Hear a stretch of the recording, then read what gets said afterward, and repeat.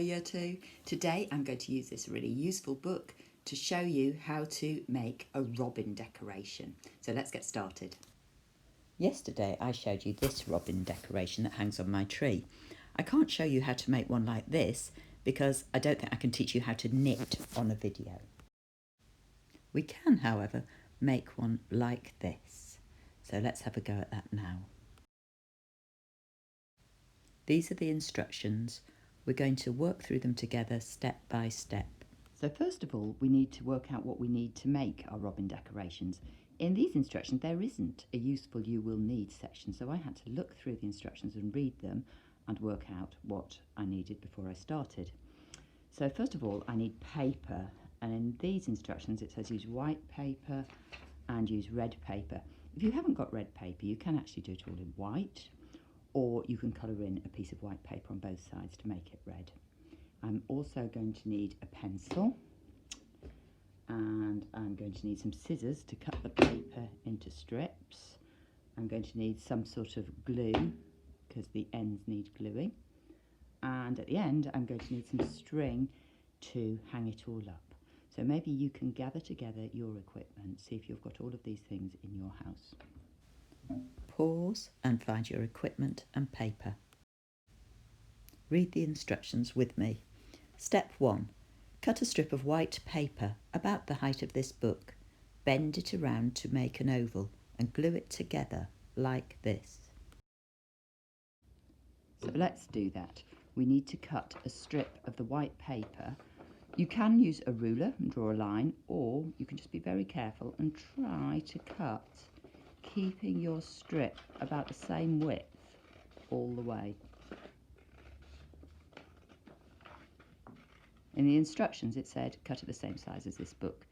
You haven't got a book, and I found that if you cut it different sizes you can make different size robins. But if you've got A4 paper like this, a strip from the side is quite good.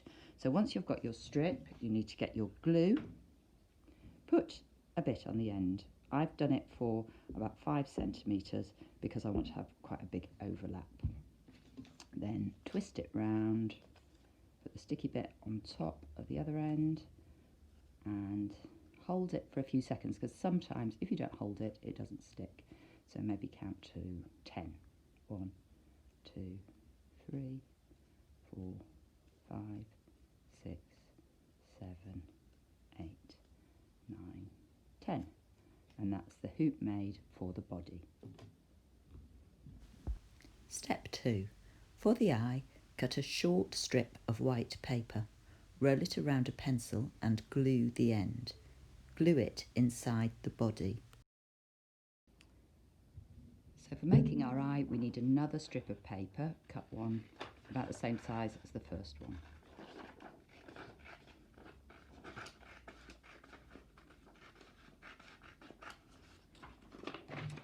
Then you probably need about that much. Next you need your glue, and you're going to put glue on about half of it. We don't want it to stick to the pencil when we wind it round, but we want it to stick quite well. So take your pencil, take the end of the strip that isn't gluey and start wrapping it tightly around the pencil. It shouldn't stick to the pencil. Eventually you'll get onto the gluey bit, and if you press hard, that will stick and hold the eye together. Now you need to sit and hold that for a little while. You need to be patient. I'll turn the video off. You hold on to yours until it's really dry. Now that the glue's dry, you can slide your eye off the pencil, and we need to stick that eye onto that bit of the head. You can see it's beginning to look a bit more like a robin or something. Right, so get your glue, rub it down one edge of the eye, not all the way round, and stick it on like that. Again, you're going to have to hold it for a little while or it will just drop off. So turn the video off if you're doing it along with me, and just hold on to it until it's dry. Step 3. Cut a strip of paper for the beak. Fold it in half, then bend a little bit back at each end. Glue the ends onto the body. So now for the beak, we need to cut a shortish strip of paper, about that big will probably do, and then we fold that in half.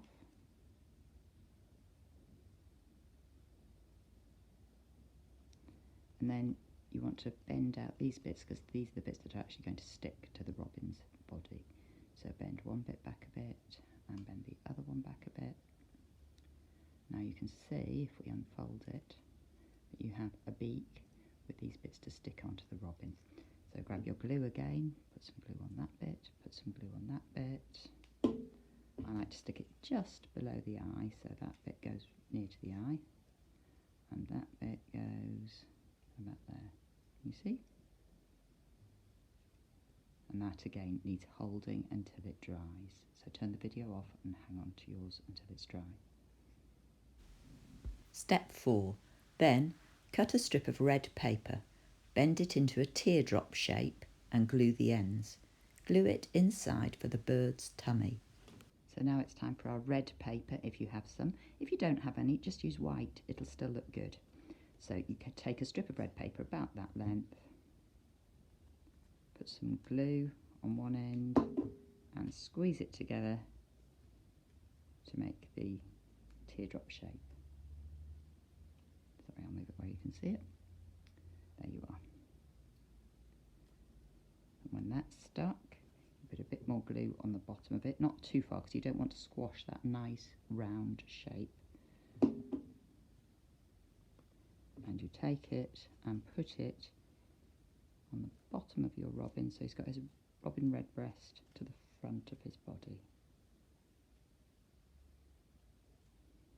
And there we have it. Step 5. Glue on a strip for a tail. Make 2 small cuts in it, then curl the end around a pencil. Tape on some thread for hanging. So now the tail. You need another strip of paper. I think that's a little bit long, so I'm going to cut a bit off. It's going to stick to the back of his body and then curl round. So you can sort of estimate how long you want your piece of paper to be. It doesn't matter if it's a bit longer or a bit shorter, it all adds character. So put some glue on one end of that. Stick it onto the back of his body. Like that, and then you want to make the curly tail feathers, so I'm going to do a couple of cuts, and then I'm going to get my pencil again and I'm going to just curl them with my pencil. If you wrap them round, to get a bit more curly than that, so I'm going to keep going, curl it round, take your pencil off, and there you are, you've got a nice curly tail. And last of all, we need to attach a string so we can hang it up.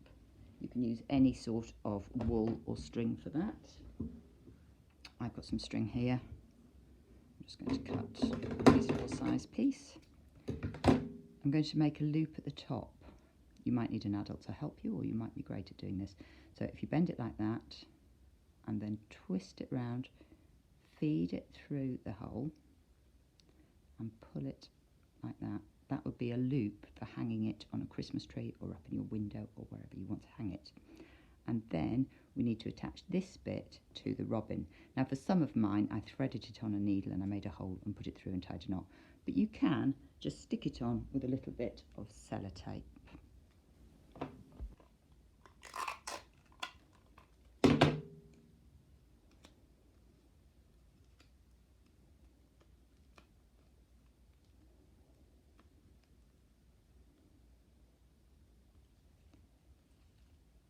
So there we have it. It's hard to show because I'm working on a flat tray, but that looks lovely when it's hanging up, and you can see from the book how lovely they look. You can use different materials to make your robins. For this one, I wanted it to be brown, so I used this paper that's just used for wrapping parcels. For this one, I used a tube from some kitchen roll, and I just cut a circle from it, and actually I think that's my favourite. So maybe you can see if you can make a robin that's entirely made with recycling materials. Have a go, have some fun.